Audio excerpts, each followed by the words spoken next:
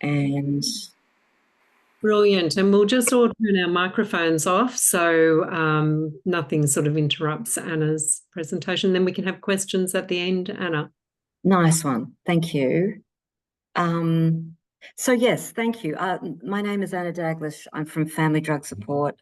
I'm the state manager for Queensland, and I've been with Family Drug Support for about 7 years. So I've done a little bit of research here.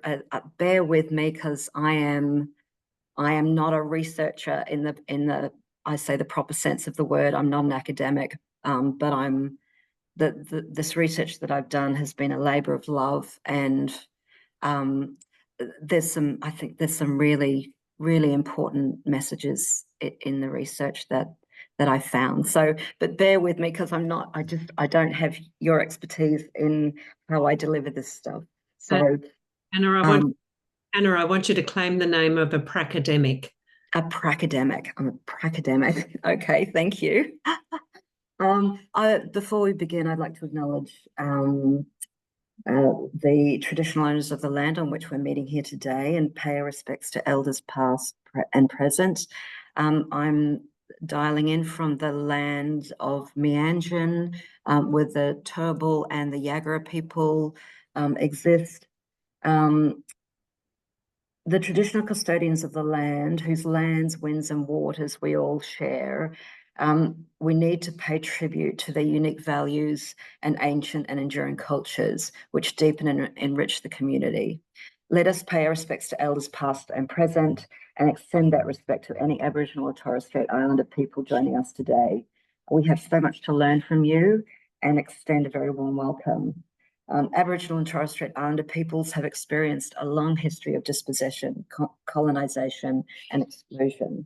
We acknowledge Aboriginal and Torres Strait Islander peoples today and every day, and commit to ending the human rights violations that have been so damaging. Let us respect that every day we live, work, and dream on Aboriginal and Torres Strait Islander lands, as it always was and it always will be. I'd also like to acknowledge the lived experience of those impacted by mental health, substance use, and suicide, and the contributions made by families, friends, and carers towards their recovery. Thank you for being here today to listen to my research presentation, not only on behalf of of Family Drug Support, but also on behalf of the family members and friends we represent, as well as for those who can't be here. The voices of family members are critically important, and they want their voices to be heard by the people in this room to inform understanding, practice, and influence pragmatic and humane drug reform. I would also like to acknowledge the family members and friends that may not have access to supports, people who could be our friends, neighbours, work colleagues, or even our own family. Substance dependence does not discriminate, and those using substances and their families deserve compassion, dignity, and respect. Caring for a person using substances can be an incredibly isolating and confusing journey. So thank you. That was a big old acknowledgement. Thank you. Now, it's not letting me move my screen. What would that be, do you think? Sorry. Can you see the arrows? Oh, there we go. There we go. There we go. Okay, so Family Drug Support. Who are we? What do we do? And how do we do it? We're a non-for-profit organisation, and our cohort are families and carers. Our organisation started in 1997, and the organisation was actually formed from loss, and that was loss of life. Our patron and founder, Tony Trimmingham, he lost his son to a heroin overdose back in 1997. And of course, he set this organisation up to support families and carers that have been impacted by substance use. So, as an organisation, we are very public in saying that we do not condemn or condone substance use, but we also recognise that sometimes, while abstinence may be the best form of harm reduction, it's unrealistic to expect many people with a dependency to just say no or immediately cease their use. So we meet families where they are and their people where they are, with a harm reduction framework and the reality that this stuff is going on, and how can we keep our people safe, our families safe, and their people safe. That's how, and we promote harm reduction framework. So this includes tailored initiatives such as needle and syringe programs, safe injecting facilities, drug checking services, and other reforms like decriminalisation. So, as I said before, our cohort of family members and carers, and these are all the interventions that we offer across Australia. So, our 24-hour support line is a really valuable service. We run 66 local support group meetings across Australia. We produce regular newsletters which are informed with evidence-based research and a lot of the internationally, locally, across state lines, about what's happening in the sector. So it's a really important little insight magazine that we share. Of course, Stepping Stones, which is what this study is all about, that our experiential and psychoeducational program, which is our flagship program. We deliver that across the country. We do 2-hour sessions. That we've got about 7 sessions of Stepping Forwards, which are information education sessions that we offer, and they are open to both families, carers, and of course services for information. We are very much about linking families to treatment services. Collaboration is a very, very important aspect of our service engagement. Our business model is based on volunteers. So we have, the business model has a range of volunteers underneath that run our support lines. And then, of course, we have our key, our core workforce. There's I think there's around 24 of us now across the country. We are in 6 ports throughout Australia. So we're in Queensland, New South Wales, Victoria, South Australia, the ACT, which is super exciting because I went there with my colleague Chloe Span, and we set up the function in the ACT, and we got 7 years of funding, which was super exciting there. And of course, we're now in the Northern Territory via the Support Link Police Service referral base, which is fantastic. So, right, that's what we do. And of course, we have our remembrance ceremonies and bereavement support. So we've just finished this, in July, on the 21st of July, we had our remembrance ceremony. So, unfortunately, every year we represent families that have lost their people. And it's a really, really, I think it's one of the most important days on our calendar. So that's what we do, how we do it. Core principles, there they all are. I'm not going to read them out. That basically, harm reduction is our one of our frameworks. And we're family focused, reality based empowerment model for families. And of course, that woven through all of our core principles is that idea of self-care and coping and resilience. So that's, we try and empower our families to stand up in this very rugged journey with their families facing addiction. And I think the beautiful thing about this, model of care is that, that cycle of addiction can go anywhere from, a minute to a lifetime. And so the model of care that we have, families can come in and out of that space. And they do. And what we see is, families can come in at an early stage, and then we don't see them for a while, and then they'll come back in again. And I think that, that's been the success of the model that we run.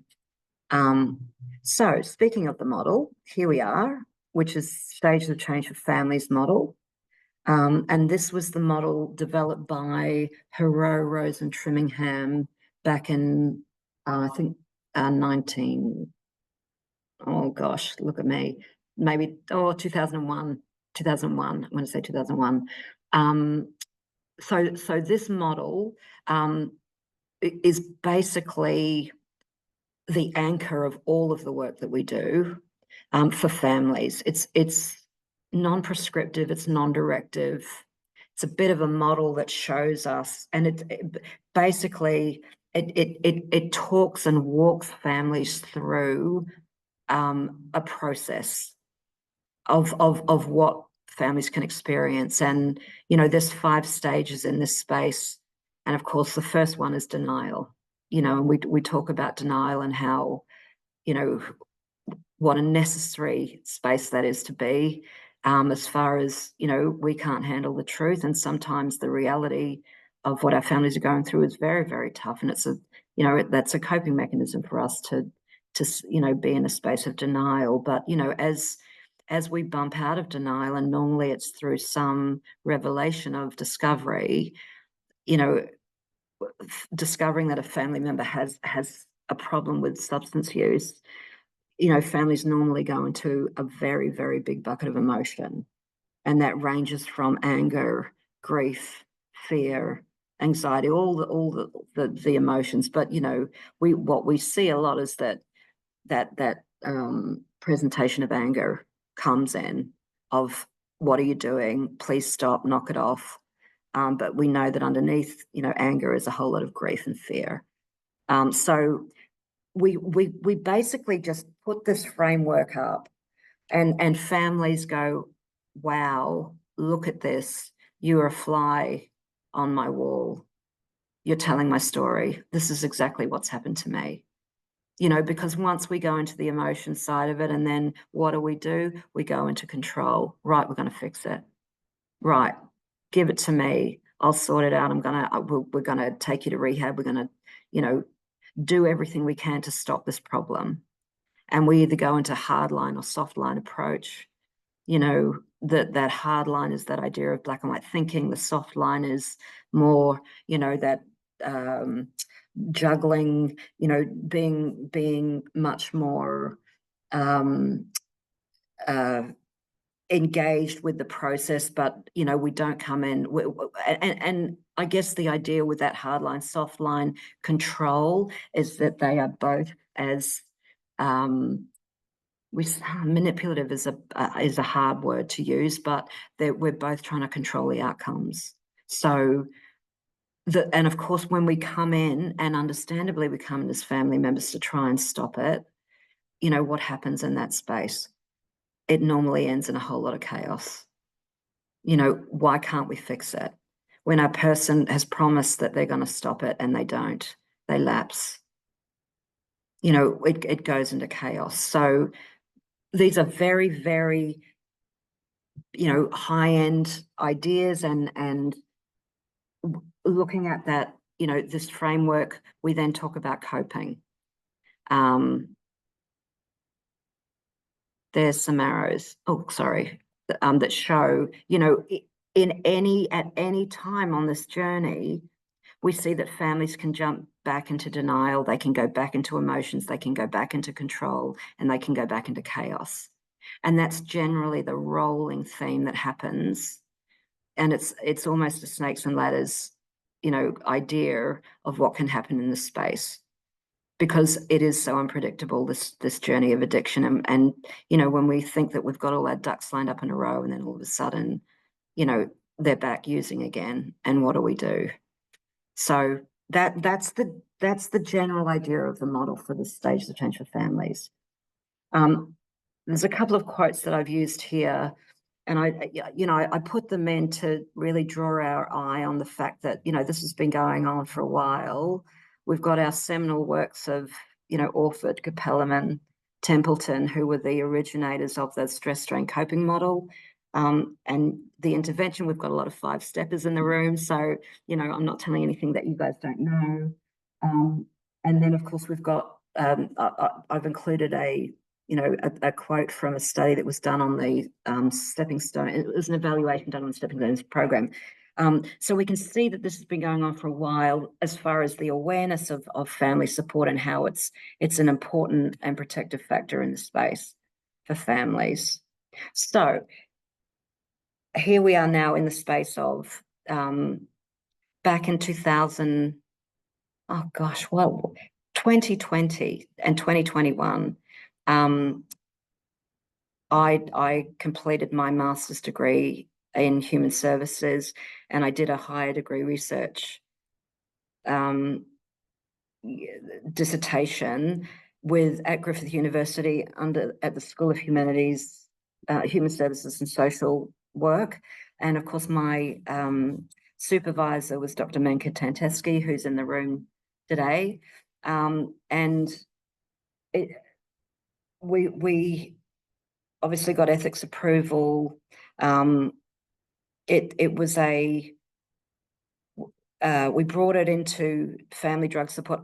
I had started as a volunteer, and then I think I was I'd gone into, I was a family support worker, and so I'd been delivering Stepping Stones program for maybe 2 or so years, and I remembered thinking, you know, when I was coming in through this whole area, that, you know, what I was seeing in the literature wasn't necessarily matching what I was experiencing as a support person on the ground with families in the room. So that was the flyer that we distributed through. Hang on, before I say that, I'll just talk about the introduction and aims. So affected family members play a critical role in supporting a relative experiencing substance dependence. I did a retrospective qualitative study exploring how affected family members experienced a support intervention offering coping and resilience strategies. And since 2001, Family Drug Support has delivered the psychoeducational program Stepping Stones to over 2,000 families. The study that we did explored the experience of affected family members who participated in the program, with the aim to include families' perspectives within the academic discourse, policy and service provision. So, as I said before, in 2021, I completed a scoping literature review on family inclusive programs throughout Australia and internationally, and found that there was an absence of family perspectives on how they experienced a support intervention.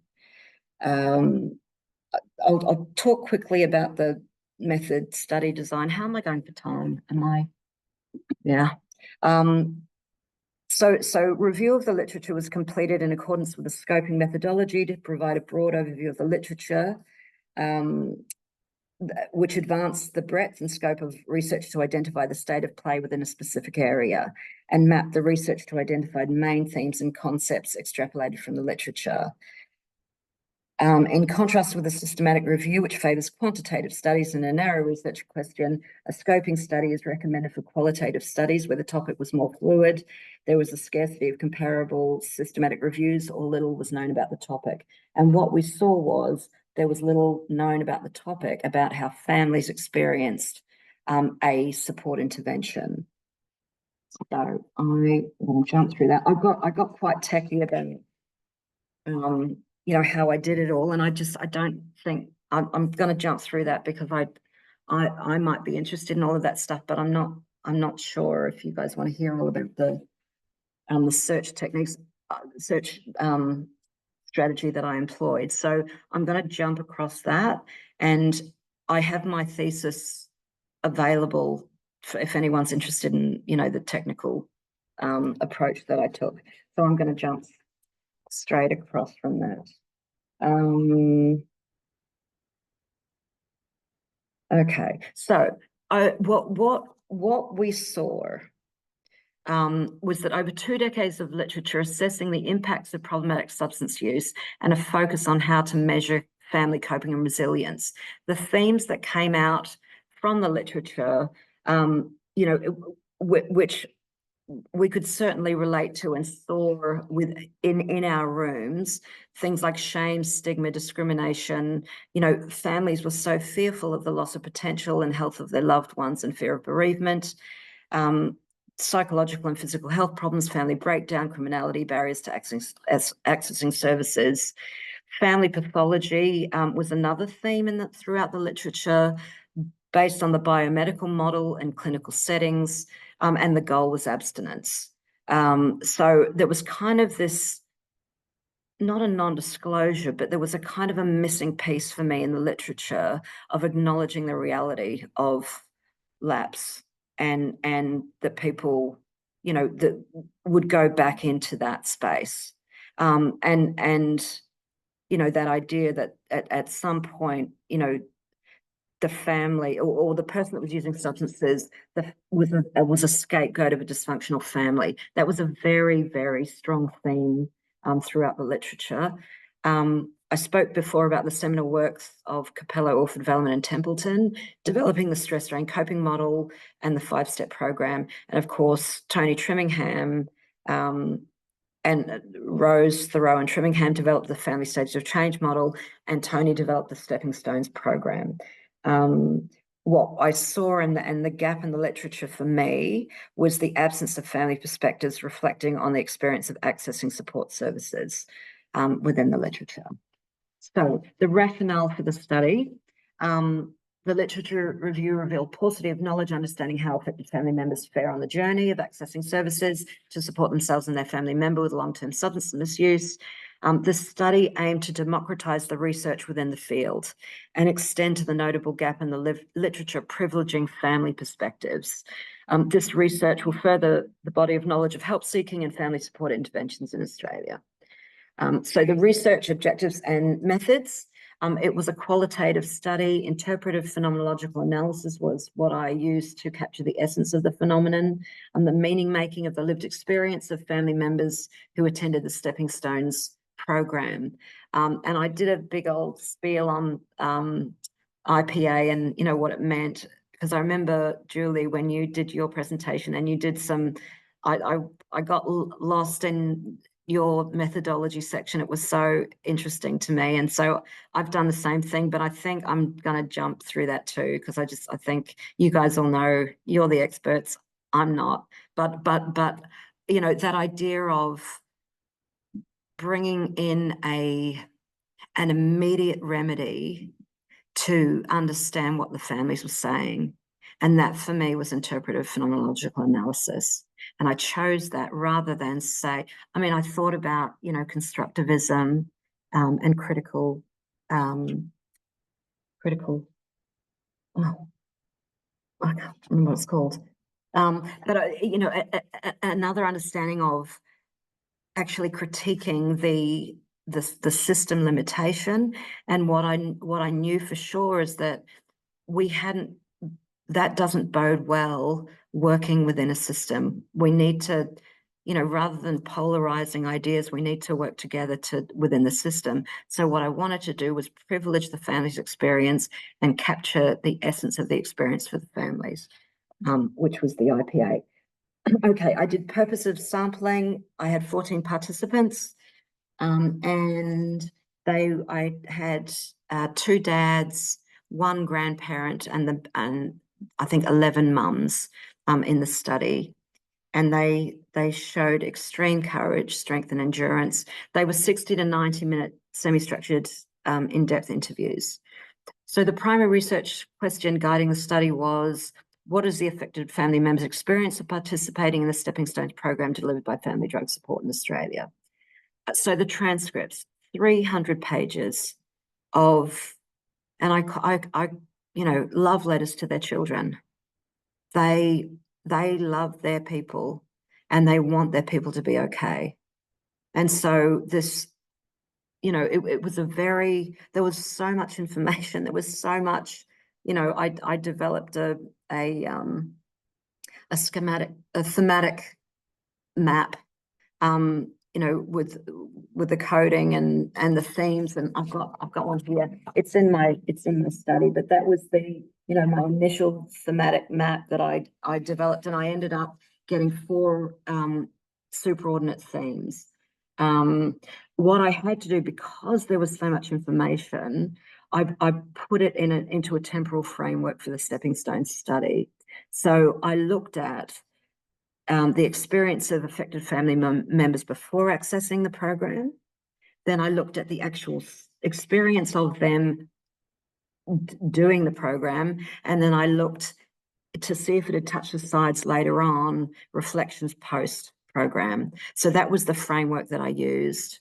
And then, of course, the 4 superordinate themes. In the first one was barriers to accessing support services. And of course, that was a no-brainer for me. The literature spoke about discrimination and stigma, the legislative framework, all that stuff that, really created problems for families to engage in services. The second theme, the power of connection. Boy, oh boy, people coming in from the cold into a warm therapeutic environment. It was such a lovely, it was a Me Too moment. It was I'm not in this world. I'm not isolated by myself. Other people are going through this too. The third was empowerment through education. There was so much really good didactic teaching in the space. We had frameworks of the trans theoretical models, the universal stages of change for addiction, and also our stages of change for families with a harm reduction framework. And that, there were several theories behind it, which was solution-focused brief therapy. Oh gosh, sorry, I'm having a blank. I've written it down. Solution.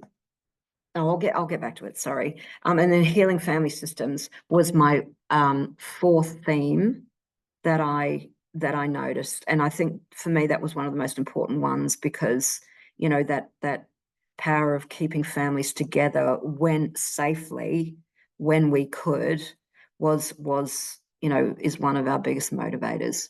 So, barriers to accessing support services. We looked at the structural determinants of health. We looked at the legal system, prohibition, criminal justice system, all the stuff that, really makes it tough for people to navigate through. And of course, the families on the end of it navigating that space. The family pathology lens was pretty tough, because there was a lot of, looking at families. And of course, everyone ran for the hills when, there was, gosh, what have you done? What haven't you done to bring this stuff on? So, we found that there was a lot of service disengagement because of that lens through systems of care. The other thing was privacy and confidentiality, because, the addiction treatment paradigm is, about the individual and the practitioner. The family was fairly excluded in that space. So the privacy and confidentiality kind of acted as barriers to help their person, to get different outcomes maybe. But that was definitely a theme that came through. And collaboration on dual diagnosis. Like that's, to this day, we're still struggling in that space for, consensus and safe practice and best practice and all that good stuff. So those were the barriers to accessing support services at a high level. And then, of course, the power of connection, second theme. It was like someone had opened a big window and let the fresh air in. So I'm not going to read that theme out, that quote out, but the relief that people felt from not being isolated anymore, and the normalization of the experience was quite powerful.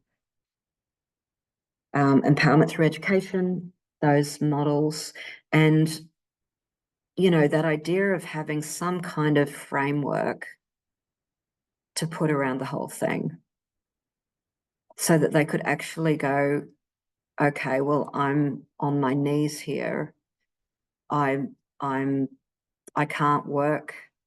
I mean, some families came, and often come into us, and they've disengaged from work, they've disengaged from family, they're on their knees. Some families don't want to be here anymore because of the absolute ravaging grief that they go through. And then all of a sudden they're sitting in a group setting and they're hearing other people share very similar stories, same, but different, different postcode, different trauma story, different family constellation, different cultural milieu, different everything, different substance, but they're all still here. And that kind of lightened the load, loosened the load.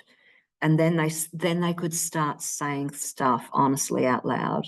And they did. And then that collective wisdom that they had, and then they could talk about, where their person was on the addiction cycle, honestly, without fear of recrimination. They could talk about where they were, the experiences that they went through, without judgment or recrimination. So those really important educational frameworks changed the temperature in the room. It changed their, that gentle invitation for self-reflection is what Stepping Stones is all about. It is not a hard family pathology hammer. It is a gentle invitation for self-reflection. And when you get lived and living experience and peer folk in the room where they can have some honest conversations, and then we've got some really good, information around navigating things safely, then we start to see changes, and we saw it, and we've seen it, and we see people come in and out through this space. And then, of course, for me, the biggest one was healing family systems. So, what we teach in the Stepping Stones programs are communication, a de-escalation of conflict. How do we communicate safely, proactively, where we're actually hearing things like active listening. And there, this is all 101 stuff. But when you're sitting in a space of honesty and we can say things out loud that is so ravaging, where angels fear to tread, and all of a sudden, we can start finding solution, and we look around the room and there is some collective wisdom in the room. And so then all of a sudden, family, we are reframing the stigma and the discrimination and the capacity for parenting again. And that was something that I think has been a very powerful reflection with the healing of family systems. Deconstructing shame and stigma, challenging the stereotypes, dispelling the myths, providing frameworks, provided process, providing self-agency, reaffirming parents' identity and capacity, acceptance, that idea of advocacy, speaking up to system limitations, speaking up to discrimination. And then, of course, that idea of letting go, which doesn't mean we stop loving our person. So that those four themes was what I extracted out of a whole lot of information, and it was very heavy and it was very full on, but we got there in the end. And there's 30,000 words there if anyone's interested in reading it. I'll quickly go to the limitations of the study. So obviously not a universal representation. We had a very small sample size of 14. And of course, the study represented engaged, affected family members. And I think that's a very important distinction. Disengaged family members, they're not here. For a million different reasons, they're not here. But, we are working with families that want to find solution and resolution with this stuff. Of course, researcher bias, big old advocate of harm reduction and social justice, the theory of desirability, trying to people please, future ideas of research, looking at accessing disengaged affected family members, and extending research into longitudinal studies and more idiographic research to include affected family perspectives in the literature. So what I have found with this literature, and gosh, I feel as though it was a long time ago that I did it, and in academic and research land, it was a long time ago now, 2021. I mean, I was out kind of in the field presenting it in 2022. What I see now, and I'm so excited and hopeful about, is that, what I found in my literature review, there's been some amazing research since then. People are now talking about lived experience and the value of peer workers and the value of anti-oppressive practice and trauma-informed care and harm reduction frameworks. And I remembered thinking when I wrote this paper, I honestly thought I could get kicked out of uni for what I wrote in it. I felt very provocative and a little bit, what was I saying? And it's shaking in my boots saying it because I wanted our families to be okay. I was tired of taking the calls that we'd lost someone to a substance overdose. Enough now, so that's for me what motivated this study. That idea that families actually can step up, they can thrive, they can learn coping and resilience strategies in a very warm, kind, therapeutic environment. That's what I've seen, and continue to do so. Moving away from a punitive response from the criminal justice system, really challenging family pathology, the stigmatized lens that comes through in a truckload of spaces. The biomedical model, which, can sometimes limit the reality that sometimes, people use substances and, we need a harm reduction framework rather than a purely abstinence-based model because, sometimes it doesn't work. Sometimes therapeutic engagement doesn't work. And so, what can we do about that? Acknowledge the reality that this is happening and keep lines of communication open, keep harm reduction systems open so that while people are going through the journey, we're keeping them safe and we're keeping them alive. The other thing, catalyst for change, things like collaboration across systems of care who operate from very different ethical frameworks, and a big appreciation and respect for all the different ethical frameworks that come into this space. But what I've seen, and I've been, I am very much an operator in the space of advocacy, and I'm joining the dots across different systems of care with those different ethical frameworks, and we kind of all want the same thing, but we come at it a different lens. And so educating ourselves around this stuff is super important. Going into mental health space, which we are doing, in the psychosis space, early psychosis unit at the hospital, we're there and we're doing it, and it's we are touching the sides, giving families another way of seeing this stuff. We're in the AOD system, we're in the court system with diversion program. As I said, harm reduction initiatives and advocacy is a really important thing to keep remembering in this space. And of course, I think the most important thing of all, anti-oppressive practice and trauma-informed care are the things that we need to engage in this space for families.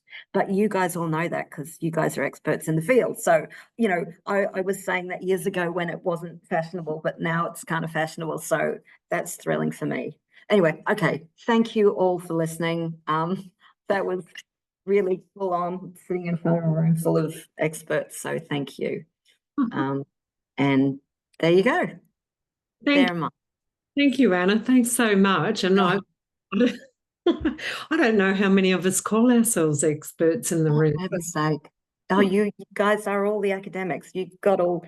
I'm someone who is just very passionate about families and carers, and keeping people alive, I think, is our big old thing. No, you're always very consistent in delivering that message, and that was a lovely presentation. Thank you so much. Oh, and thank you. Can I stop the share now? Yes, of course. Yeah, of course. And I think the themes that you developed in your research, I mean, they certainly resonate, I think across all, for many people. And I think I could see a lot of people nodding their heads as you were doing your presentation. Yeah.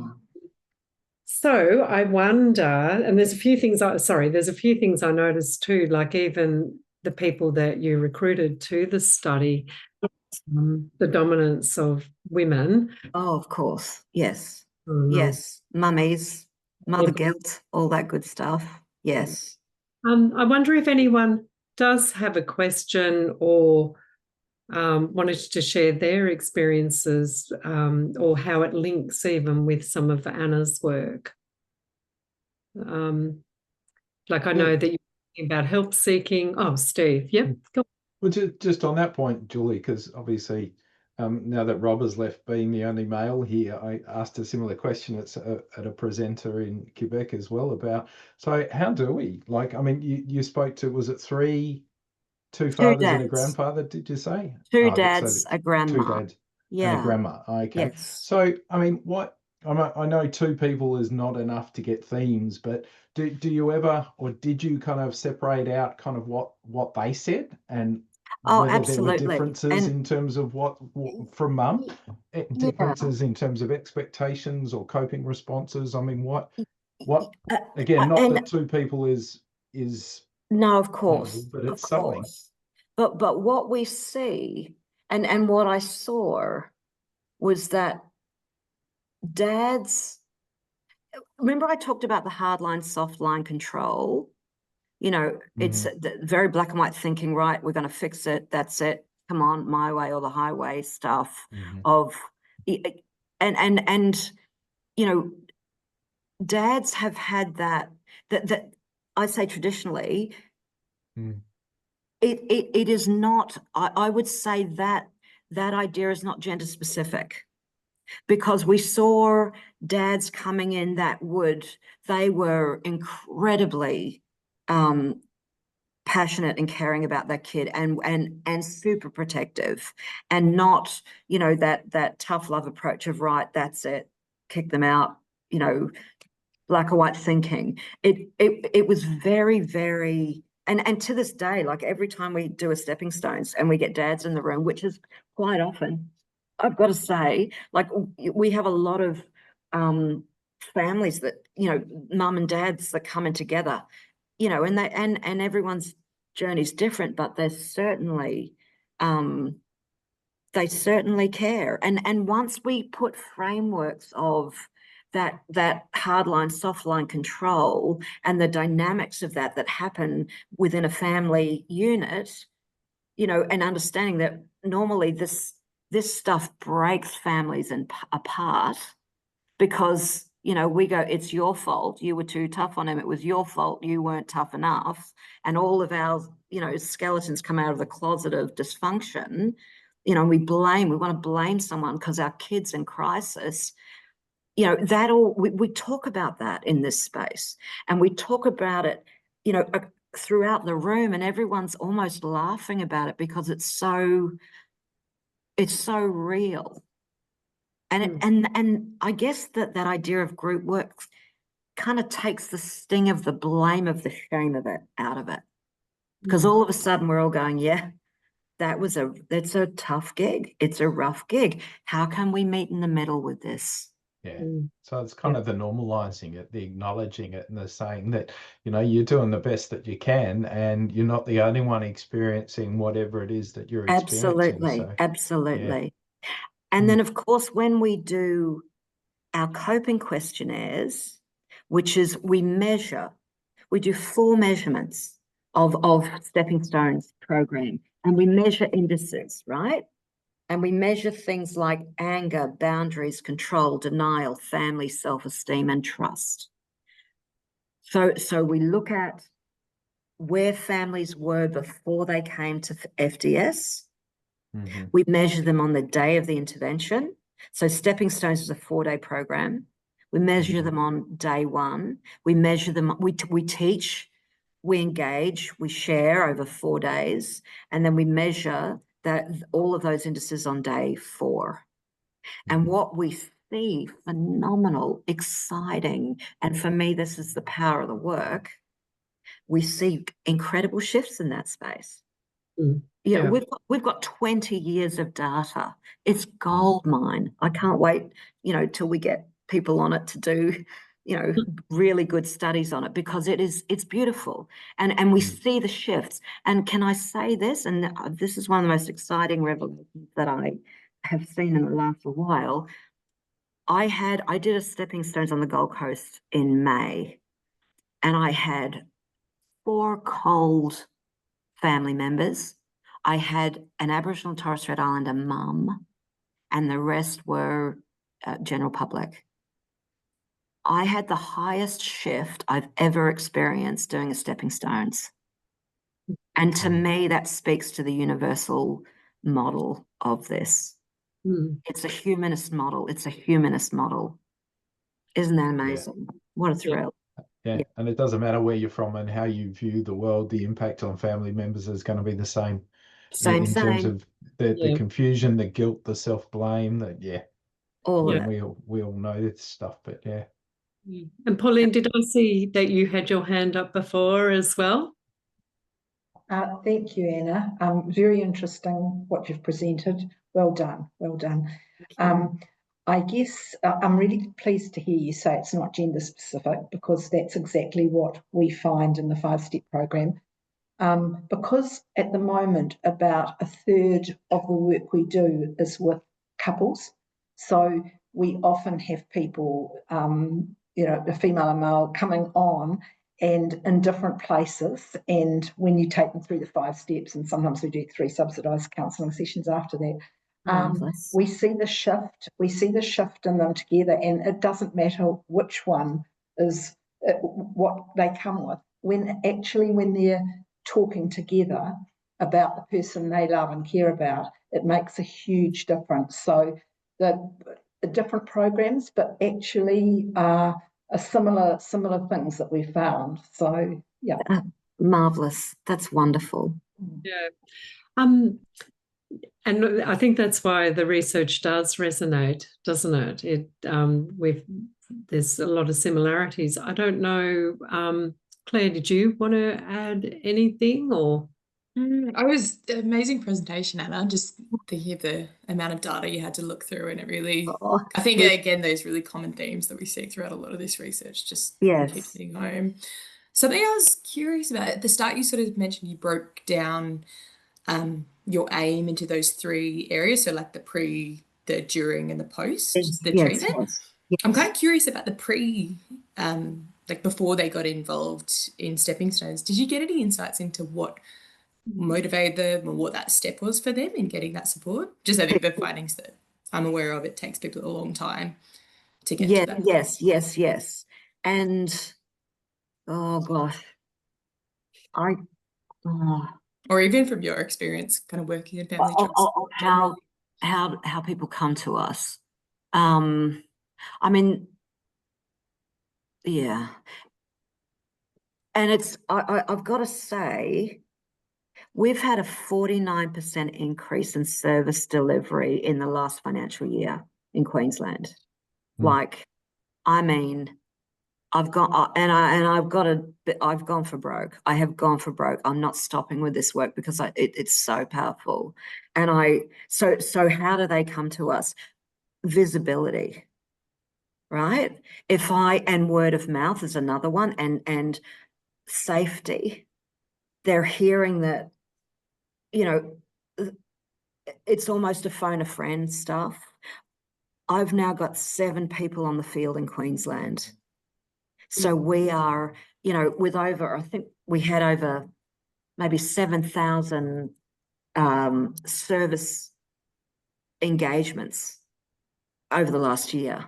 So we are going for it as far as letting people know that we're here, and I think and Queensland, I mean, is a really great state to look at for size, regional, very disparate responses and approaches. Like the further up north you get, the more conservative, the more stigma and discrimination, and zero tolerance for any of it. The discrimination stigma is off the charts. So, getting service engagement up there, I mean, the services are wonderful, but it's actually bringing community in is a bit trickier. But, Darling Downs, for instance, Ipswich, Toowoomba, Warwick has been one of our major growth areas. Regional, we do a lot of online stuff as well. But we've you know, it's almost as though it's been a perfect storm of we've got our socials up, right? We're doing a lot with our promotion, social stuff. I'm so bad at that, sorry. But that stuff, Facebook and, you know, so communication, I think, and visibility is really big. I am shameless at going to see politicians. I've got a meeting with the Queensland Rugby League CEO, Ben Ikin, in September to go, hey, your people, our people. You know, this is how can we help? Because I know we've got some really good stuff, some good programs to help. So let us help. And Claire, sorry, that doesn't. But you've had a massive growth in Queensland. Yeah. About those Toowoomba, Warwick, they're sort of regional, conservative. Is it to do with the drug use that's going on there? Is there a correlation there? I like their increase. What drug are people coming in about? Methamphetamine, alcohol, cannabis. And I mean, prescription. And, you know, I mean, I say everything, and I know that sounds silly, doesn't it? But truly, like there's you know, like I'm just thinking of the Darling Downs region. I mean, and the cohorts for substance use, like, you know, it is we have, you know, 14-year-old kids, you know, mums and dads of 14-year-old kids, up to, you know, I've got 70, 80-year-old grandparents in the room supporting a 50-year-old. Do you know what I mean? And it just, I find it very hard, even though, I mean, we've got all the stats and the numbers.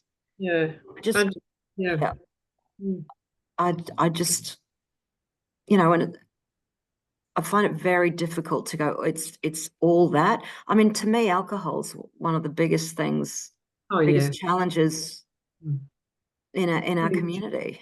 It is. One of the things, Julie, from what you have said, Anna, the harm reduction that you've spoken about and you're so passionate about came through really strongly in Quebec.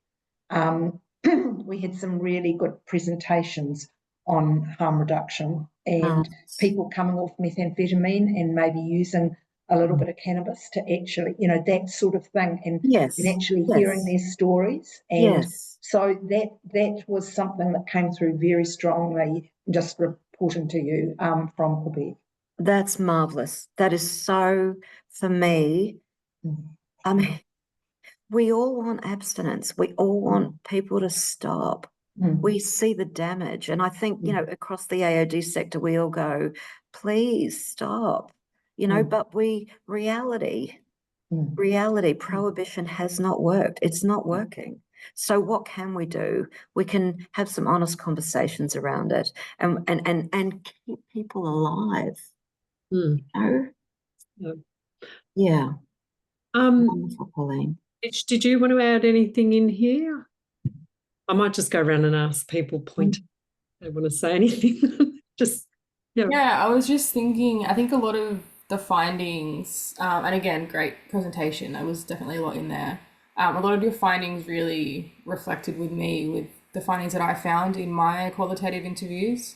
Yes. I acknowledge a lot of a lot of my participants had actually gone through the Stepping Stones program, so probably similar sample base type thing. But yeah, just all the themes that you were thinking of, you know, like how they'd originally not been seeking support because, you know, either they didn't know that, you know, family drug support existed, or, you know, they're just too focused on getting their person help and into rehabilitation or whatever instead. But once they had, you know, gone to the program, or even if they just went to, you know, the like the mutual support groups and just seeing like, oh, there's, you know, other people are going through the exact same thing and we're not alone, and it's not, I'm not crazy for thinking whatever I'm thinking. And just how much they appreciated having that space. I mean, Thank you. And yes, and wonderful research. Thank you. Yeah. Yeah. I mean, it's at the end of the day, no one wants this. No one. And, I'm so heartened by the incredible people on the field right across Australia, New Zealand, and the care that's in the room. It's amazing. Our machinery of state, and I know system limitation and, we're shortfalls of this and that and the other, but, everyone wants the same thing. Everyone cares. And everyone's different. I mean, and everyone needs different models of care and resonates with different models of care over a lifetime. And I think that's the powerful thing about all of the stuff that's going on at the moment is that, one model might not work for a particular group. So we need the diversification of groups, of the diversification of models. Do you know what I mean? And people pull in it. There's no one size fits all dynamic is what I've learned over time. And I think that's a really important. Very valid point. Yeah, for sure. Dominique, I've wondered if, I don't want to, not necessarily putting you on the spot, just giving you an opportunity, but if you wanted to. Just reflecting on it again, great themes that seem fairly consistent on, with the research that we see up there. But yeah, fantastic work. So yeah, a lot to digest. And I really loved the presentation around the stages of change for the families and how you use that in your model. I think was excellent. I really made so much sense. Very powerful. Oh, thank you. And I guess the beauty of that model is it is non-prescriptive and it's non-directive. So people can go, oh yeah, look at me getting all, acknowledging their anger without thinking, I've got anger management issues, even though they may have, right? This is not a, it's not our role. We are not the experts in the field that can go, okay, you've got this and that and there. We're not that. But we are that gentle invitation for self-reflection. And when why wouldn't you be angry, mum and dad? Yeah. Why wouldn't domestic violence happen in your household, mum and dad? Because you've, tried to stop your child from stealing your stuff to buy drugs. They're the conversations that we have. Kind of validates their experience, right? Which is, yeah. It takes the shame out of it. It takes the horror out. It takes the crippled by the silence and the shame of it and going, I'm such a bad parent. Look at this. It's all happened to me. And we've got everyone telling us that we are bad parents. The legislation's telling us we're bad parents. Yeah. The hospital system's telling us we're bad parents. The school system's telling us we're bad parents. The police, our neighbours, when our child is running naked in our front garden, we are bad parents. And so when we can start having those honest, open conversations, go, okay, so what can we do about it? That's the power of it.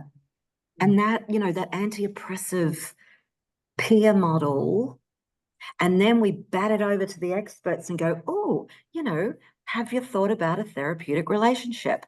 Off to the psychologist, off to the psychiatrist, off to wherever you need to go. But let's get it out first, safely.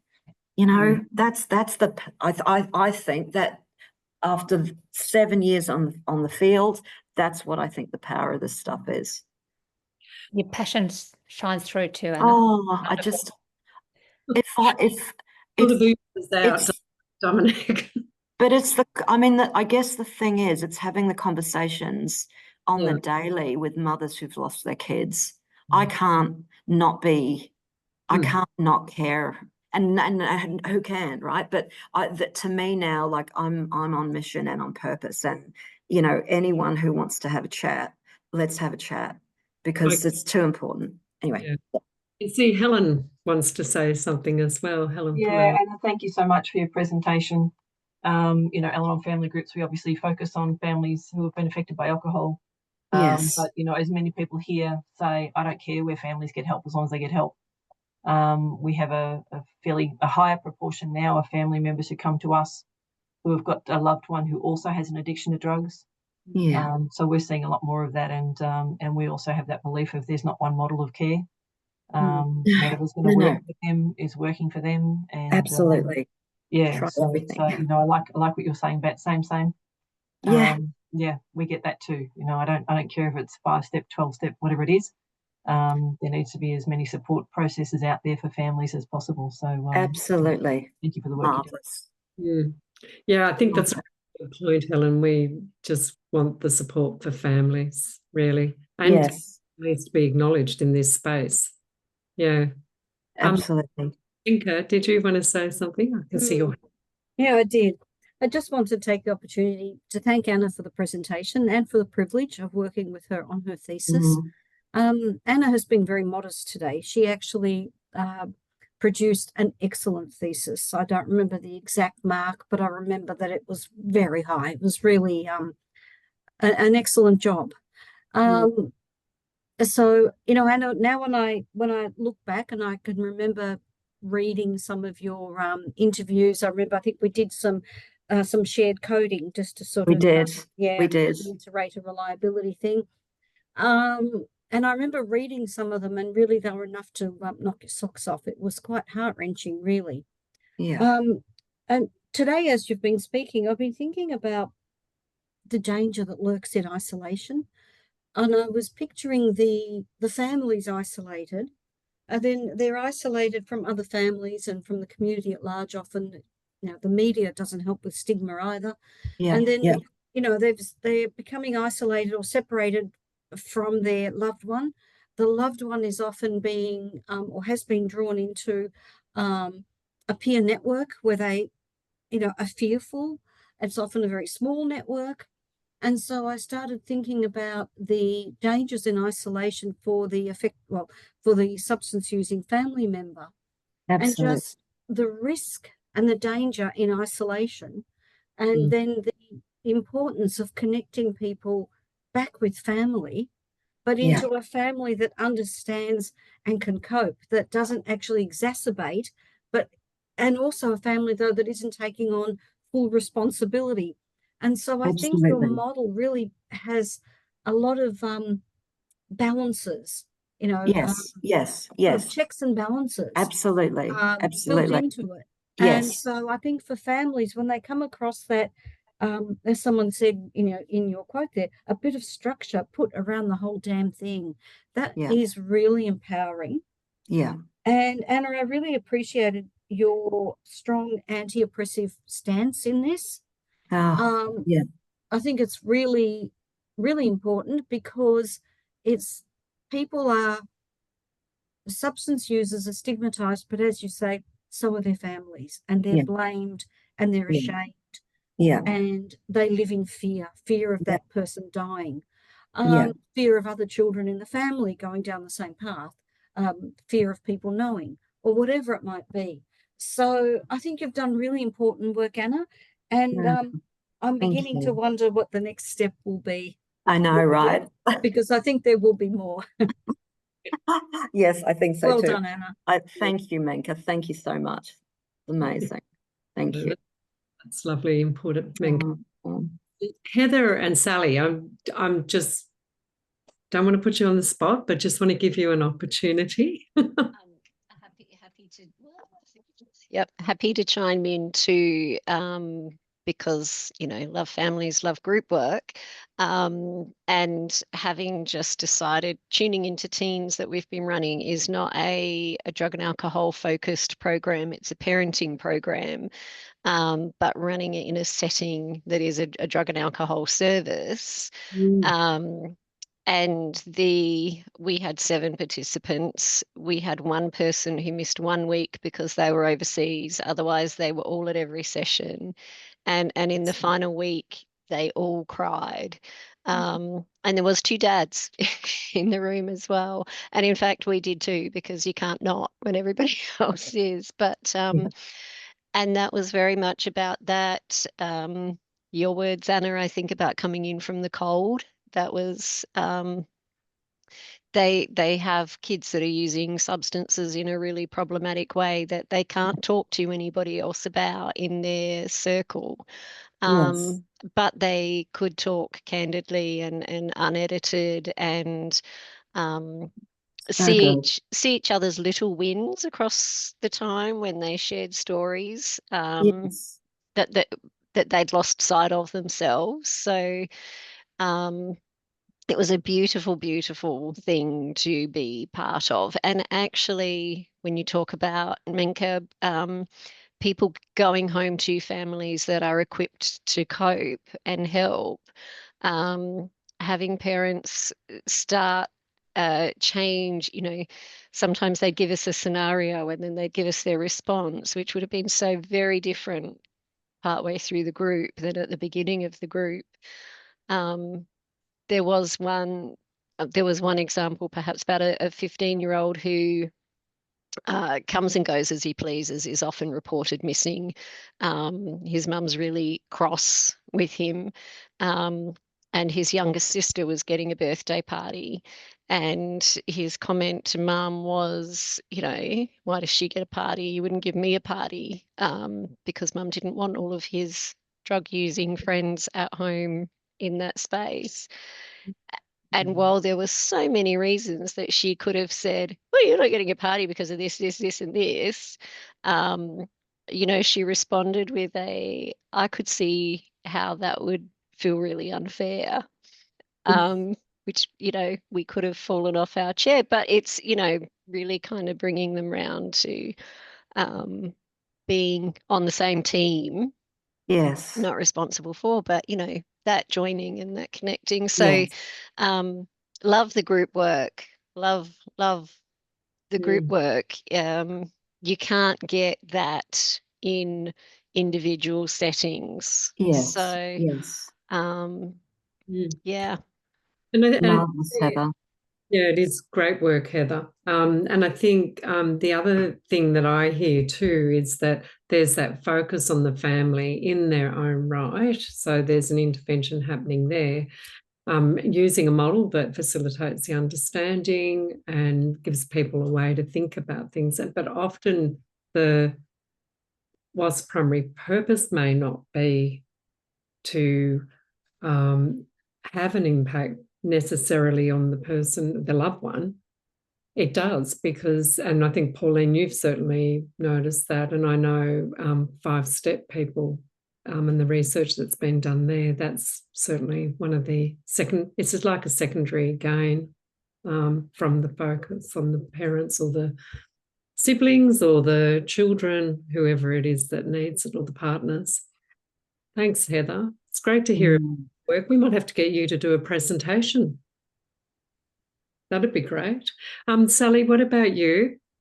I think the work that FDS does with families, but Anna, thank you very much. It is such important work, and having those group spaces for others to connect, that's what it's about. It's about knowing I'm not alone in this. Yeah, I'm, reducing the stigma like you were talking about. Absolutely. It's all of those things. We're finding we have just one family and friends group because the program kind of stopped whilst we're setting up the new funding arrangements for us. And we actually made a decision to continue the group with one of our previous workers who has stayed on to just do that, because we know how important it is. And we're getting 15 people each week. Plus we're getting 15 apologies each week. And we've been running this group for 12 months, and its numbers are just, there is such a need out there, especially for individual family members whose loved one is in treatment. Yes. We're finding more and more it's okay, they're safe and they're doing well right now. Some respite. But what are we going to do when they come home? Absolutely. And really getting to work with the family members to go, okay, you've got to trust them when they come home. You've got to give them a little bit more than, you can't be on their case, because Yeah. Whilst they're doing their treatment, you're remembering the person that walked through the doors. Yeah. Yeah. Yeah. Of detox or of their residential program. So you've got to remember that they've done a lot of work behind closed doors that you won't have seen, but it will come out. So it's amazing. So thank you. Thank you. Yeah, thank you. Yeah, it's such a good point too. Anna, I'm just wondering, is there a link for your research? Because some people did were curious about your... Yeah, great. I don't know how to do the link. I'll just old-fashioned gal, sorry, if I can just send the email it to me, and I can upload it on the Google Drive if you're happy with that. Thank you so much. Happy just to have it uploaded to the Google. Yeah, totally. Thank you. Yeah. So if there's no other questions, I just wondered if anyone had any announcements or Can I check quickly? There was 2 references in one of your very early slides, Anna, that I was happily reading the titles of and went, they sound great, but I didn't write it down. Was it Orford and Capello? Orford and Capello. Sorry. Was it evidence exists that family support is a key element in successful treatment outcomes? There was a 1994 and maybe a 2000. Yep. Could you drop that in the chat or email that as well? Perhaps we can. And then there was a Tony Trimmingham one with some other authors evaluating, I think, FDS. Yep. That was Annie Gethin, I think. Evaluating stepping stones. Yeah. Yes. I can put in my you'll get my reference list with my thesis. So, but yeah, no, I'll how do I do that? There's also we'll have the recording posted on the Google Drive as well, Heather. So maybe if you know visually what the slide looked like, that might be the best way for you to make sure you're getting the right ones. Let me just see if I can. There's numerous unable to send file due to admin restrictions. Yeah, no, I mean, I can put my presentation in. I don't mind. That's great, Anna. Thank you. Yeah, if you're happy to, maybe if you just want to email me your thesis or a link to the thesis, I should be able to download it on my end if that's easier, and the slides, and we can just upload that all with the recording. Fabulous. Thank you. The other thing I just wanted to sort of say that part of what we're doing with this group is networking, but also trying to connect research with practice. So we had Sally come to us, in between meetings to say, hey, do you know anything about blah, blah, blah? And that's exactly what we want to be doing as well. Like if we know, because we are connecting in so that nationally as well, so we can link you in with people we might not know, obviously, but we might know who knows, and we can facilitate those links. So that's wonderful. Yeah, and there's mountains. Like if you're looking for some particular literature, there's a lot. We're very happy to. I just want to say thank you, Julie, Claire, and Paige, because when I did reach out, you all responded so quickly and put me in contact. And Richard, I'm still trying to read through everything he said. I was like, I wasn't expecting that much, but it is so greatly appreciated. And meeting you all at the conferences that we've met at over the years and being part of this has just been super helpful, and knowing that I can reach out and be. So yes, thank you, but definitely reach out to them. They're fabulous. Thanks, Sally. Claire and Paige, is there anything, do we have another meeting, and who are we speaking? So yeah, I just checked my calendar. I think we've got the 16th of October tentatively at the next meeting. I don't know if we had anyone booked in, but I think Julie, we were saying that you should be presenting at one of the next meetings, I think, if you wanted to. Me? No, I mean, I think we had a conversation about someone else. Yes. Between the three of us. I can't remember. There is someone who have been coming to our group. I'm not sure if anyone here would like to do a presentation. Yes, but have been coming to the group from NCTA, from Flinders University. Oh, yeah. And I can't think what is his name here? I was wondering about, because we're doing practice and research, and we had Claire last. So, and I know you're in the practice and research space, Anna. Yeah, that was a perfect combination of both, that presentation. So I feel like we could go either way with the next one. Yeah. Does anyone have an idea or would like to present? Or we're going to walk around talking to people. Sally, did you take your mic? I did take my mic off. I was going to say not in October, but definitely in the new year, once we've got the program running, I'd love to present Odyssey's Family and Friends and Carers program, and some of the work that we've done to set it up. But that's in the new year. But also, is anyone presenting or attending APSAD this year?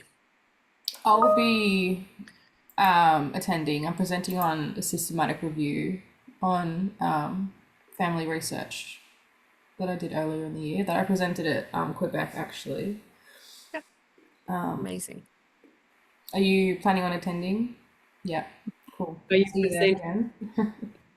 Not around family and friends. We've got a few presentations happening from different departments, but we'll have we've just done a feasibility study on the ACE Flex program for community-based services. Great. So yeah, great. I did want to share too, I think I sent out something to everyone who's a member of this group, that AFIN met. So there's been let me get your words. Richard Velleman, Gallus's name, whose surname is escaping me right now, but they're the editors of a new book that's come out that's free, and it's like I'm going to share this to show you where you can find it. I don't know, can everyone see that? Yeah. Oh, sorry, this is let me go to the front page. Oh gosh, I need to move here.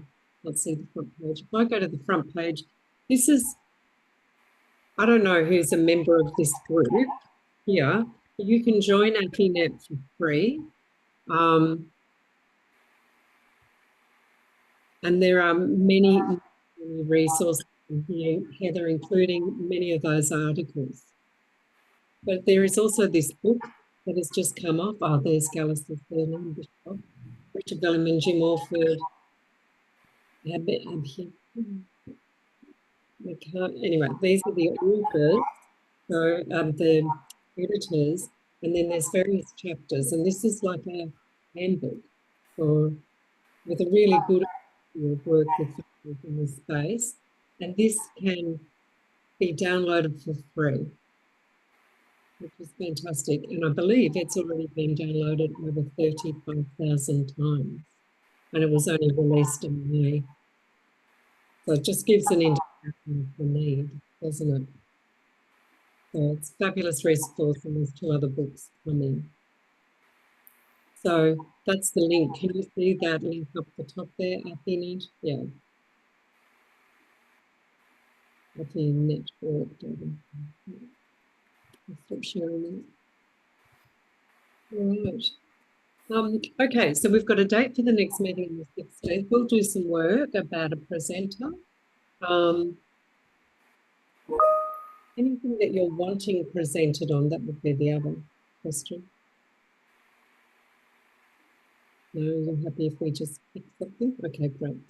Okay, any other comments, anything at all? Yeah, thanks, Steve. Yeah. Yeah, thank you, Steve. Yeah, it was a great presentation. Thanks, Anna. All right, well, with that, we'll draw the meeting to a close. Thank you very much, Anna. And thank you all for coming. Thank you. Thanks, Anna. Thanks, Julie. Thanks, Anna. Thanks, everyone. Bye. Bye, everyone. See you all next time. Okay. See you, Steve. I'm feeling better soon. Yeah. Me too. Yeah, get well, Steve. Yeah. Cheers. Yeah. Bye for now. Bye.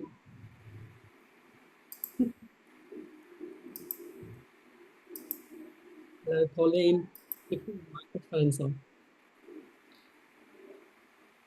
Sorry about that. Had you just started when I came on? I'm just getting the time right, that's all. Oh, hold on, I'll stop recording as well.